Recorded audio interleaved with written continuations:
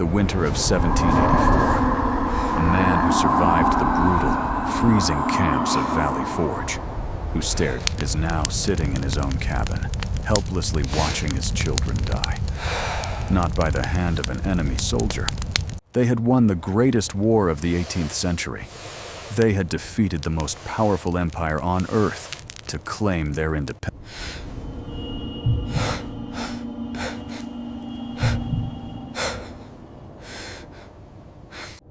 Their enemy wasn't an army across the ocean. It was their own devastating ignorance. When the Treaty of Paris was signed, the promise of the New World seemed infinite. American farmers returned to their lands, believing that freedom from British taxation would automatically bring prosperity. But they brought back something fatal from the past. A stubborn, unyielding adherence to primitive agricultural traditions.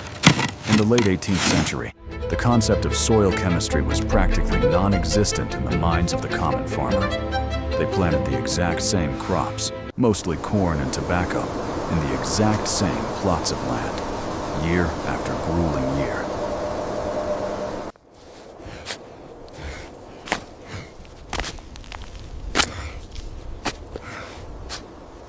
They ripped the nutrients from the soil without ever giving anything back. There was no crop rotation. There was no resting the fields. The earth, quite literally, began to die beneath their boots. Yields plummeted. The lush, now fertile ground they had fought a revolution for turned into hard, barren dust.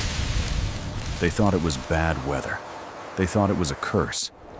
They never realized they were slowly starving themselves by refusing to change the way their grandfathers had farmed.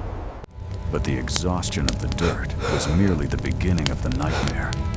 What truly claimed the lives of thousands, the true horror sweeping through entire communities like an invisible scythe. It's a bitter irony. They were starving every single day, dying, while surrounded by millions of acres of untouched, pristine wilderness. The typical family farm in the 1700s was a biological ticking time bomb.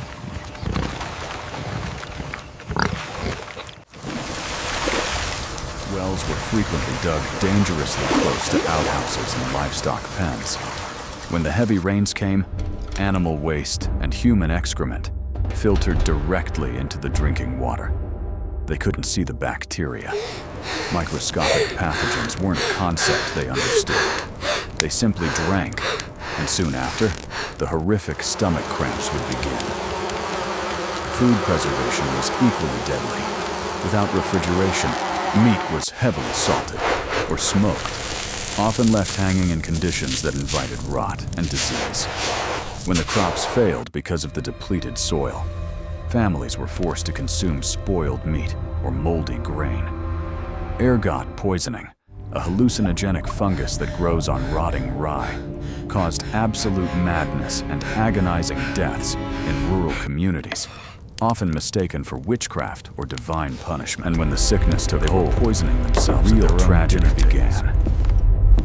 You see, an 18th century doctor was often more dangerous than the disease itself. When dysentery, smallpox, or malaria ripped through a farming community, the people didn't understand the concept of quarantine. They huddled around the sick, breathing the same air, sharing the same contaminated water. And the medical treatments they relied on were straight out of the Dark Ages. The prevailing medical theory of the time was the four humors. If you were violently ill, the local physician, or more likely, the local barber, believed you had too much blood. So, they would slice open your veins and drain pints of your blood into a bowl, weakening an already dying, malnourished farmer. If that didn't work, they forced the patient to ingest mercury, a highly toxic heavy metal, inducing violent vomiting and diarrhea, rapidly accelerating their death from dehydration. They prayed for salvation, while actively speeding up their own demise. By the late 1780s, dry, the landscape of rural America was scarred by thousands of unmarked graves. Entire families were wiped out. These were the men who crossed the Delaware with Washington. These were the women who kept the country alive during the darkest days of the Revolution. They survived the British cannons, but they could not survive their own traditions. The early years of the United States weren't just about the glorious drafting of the Constitution. For the ordinary farmer, it was a desperate, terrifying struggle against starvation, plague, and medical ignorance. It was an era where the stubborn refusal to adopt new science and new methods almost destroyed the nation before it truly began.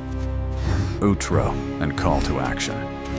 It's easy to look back and judge them, but it forces us to ask a terrifying question. What outdated traditions are we blindly following today that might be destroying our future? If this dark chapter of history shocked you, hit that subscribe button right now to uncover more hidden truths from the past, and drop a comment below. What's a common habit today that you think people 100 years from now will find absolutely insane? Let me know, and I'll see you in the next video.